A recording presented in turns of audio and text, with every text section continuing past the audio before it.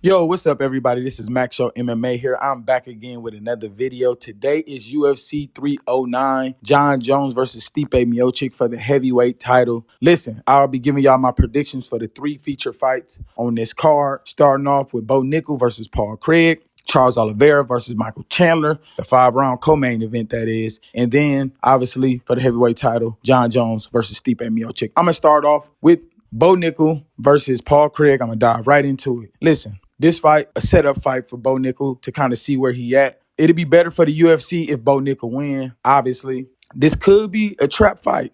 Paul Craig is a really good submission specialist. He really works well off his back.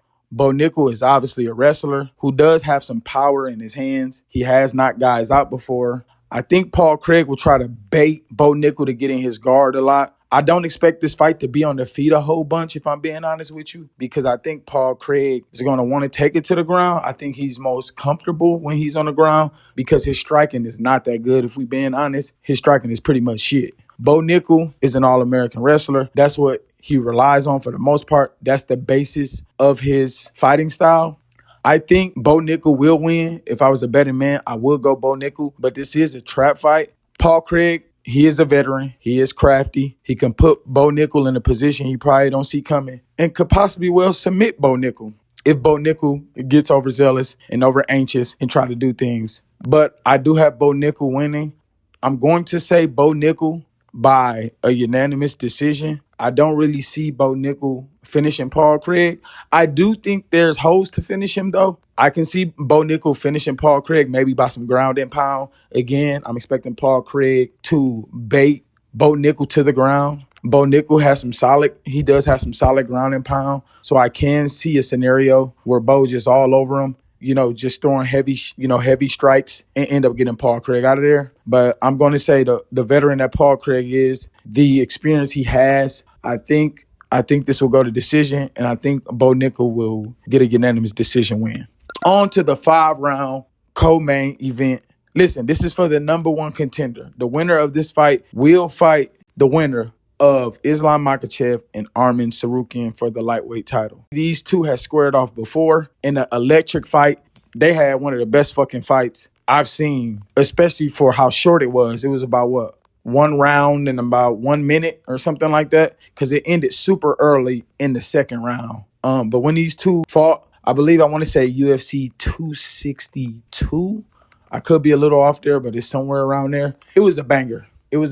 These two come out fast. They go forward. You never really know what to expect out of each guy. They just kind of wing it sometimes and just go for the kill.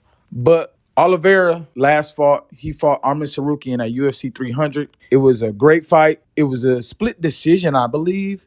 It could have went either way, though. That fight with him and Arman Tsarukyan could have went either way. It was super close.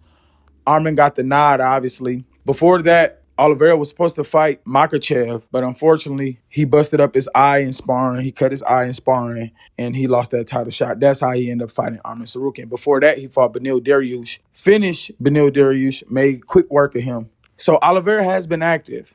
Chandler has not been active. We know the story. He did tough with Conor McGregor. He ended up not fighting Conor McGregor after waiting 2 years. It'll be 2 years. It's 2 years now since he's been waiting. That Conor fight got booked. Unfortunately, he ended up getting canceled. I think the UFC kind of threw Chandler a bone here because he dealt with so much with the Conor situation. They felt it was only right to give him an opportunity for a number one contender fight after waiting for so long for Conor, and it didn't happen after promising him that fight. So I don't mind this fight. Again, the lightweight division is kind of up in the air right now besides Islam Makhachev. I mean, you really don't know what to expect out of this division. Besides Arman Tsarukyan right now, there's nobody who's like a clear-cut number one contender right now after those two fights. So I think this is a perfect fight to set that up. Now, although Chandler has not been active the last 2 years, I do think that break was good for him. Chandler obviously has taken a lot of damage. He's been in a lot of wars. I think this was good for him in the long run. Now, hear me out. A lot of people may disagree, but I think Chandler wins this fight. I think Chandler be a lot more calculated. I think he's a lot more patient and go for his kill methodically instead of recklessly. Listen, a lot of people get on Chandler for losing to Charles Oliveira and Justin Gaethje and Dustin Poirier, but a lot of people failed to mention he could have won all three of those fights. Listen, I know almost don't count, but hear me out. It looked like he was going to finish all three of those guys at some point in their fights, if not multiple times. He had Charles Oliveira hurt multiple times. The ref almost stepped in numerous of times in that fight. Chandler had Gaethje hurt numerous of times, especially early. We know how dangerous of a fighter Michael Chandler is early. Even in the fight against Dustin Poirier, he had Poirier hurt early. I mean, obviously, he got beat up towards the end of the first round, but he came back strong in the second round, clearly won that, and was winning the third before he made a mistake and ended up losing a grappling exchange and ended up getting submitted by rear naked choke. So he had passed the victory in all those fights, and I think the key reason why he lost all three of those fights was the lack of his IQ, the use of it. He does not use his IQ when he fights. He fights like a bat out of hell. He always try to go for the kill. I think he's learned from that. And I love Charles Oliveira, and I hate when I got to predict fights when I love both the fighters. But I have to slightly lean towards Charles Oliveira here. I think although Oliveira is the younger fighter, I just feel like Chandler's a little bit more hungrier right now. He's been waiting on the sideline for 2 years. I think Chandler KOs Oliveira. I want to say late first, early second round.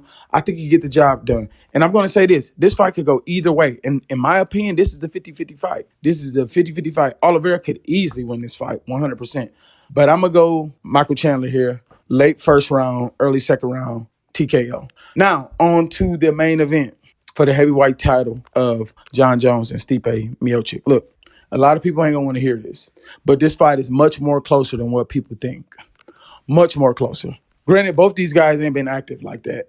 Jones fought Gane in 2022? Before that, he hadn't fought in 2-3 years. Jon Jones has one fight in the last 4 or 5 years. Stipe hasn't fought in 3 years. Last time we seen him, obviously, he got stiffed by Francis Ngannou. But obviously, that's Francis Ngannou. Nobody on the planet is Francis Ngannou. Jon Jones and Francis Ngannou has two totally different skill sets. Now, hear me out. I've seen some crazy shit. I've been a fan of MMA for a long fucking time. So just hear me out when I say this. I would not be shocked at all if Stipe finds a way to beat Jon Jones. Whether that's finish, whether that's unanimous decision, I will not be... Well, obviously, it's Jon Jones. So seeing him lose is kind of hard to imagine. But I've seen so much shit in MMA since I've been watching it. Anything is possible. And Stipe Miocic winning is very possible. And this fight, again, is much closer to what people want to give it credit for. So the thing is, Jon Jones, obviously, he's one of the best strikers in the history. He may be the best at just mixing it up, the diversity of his strikes. Obviously, he's not a knockout artist. He has great jiu-jitsu. He has great wrestling. I mean, he literally can do it all. But Stipe is all of that as well. He might not be the jiu-jitsu specialist that Jon Jones is, but he's very solid everywhere. Stipe is solid everywhere. He can strike with the best of them.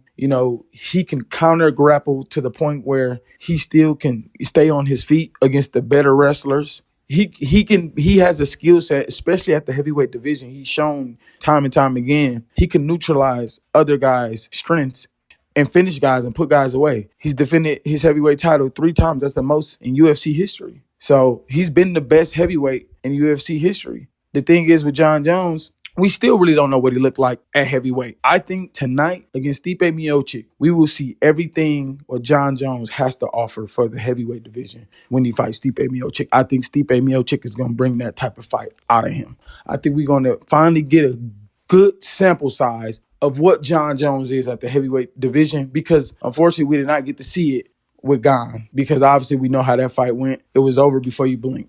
So again, it's going to be a great fight. My final prediction for this fight, though, I will take Jon Jones by a split decision. I think Stipe is he's gonna get to Jon a few times in this fight. I think he's gonna make it very competitive. I think when the judges score this fight, they're gonna be able to go either way. But I think Jon Jones is gonna do just enough to get the victory. I think he's gonna do just enough to do what he do best and counter the other guy's attack. I think he's gonna do a great job at basically, doing what he do best, like I said, and that's adapting. I think he's going to adapt well, even though Stipe, in my opinion, will get the better of him a few times during the exchanges. Honestly, guys, too, as well, I expect this fight to be on the feet a lot of time. Majority of the time. I think Jon Jones may get some takedowns, but I think Stipe is going to do a really good job of keeping this fight on the feet. I think we're going to see a striking match. I think that's what we're going to see. I don't see Jon Jones being able to keep Stipe down. Again, Stipe has a history of, being able to stay on his feet. He hardly ever gets put down. And when he does get put down, he does not stay there. He's really good at working his way back up. So again, that's my official prediction. I think it's going to be a banger of a fight, though. These two fights, the co-main event and the main event, are going to be classics. So I'm going to drop a video after UFC 309 tonight. Stay tuned. This is Max Show MMA. I'm out. See y'all next time.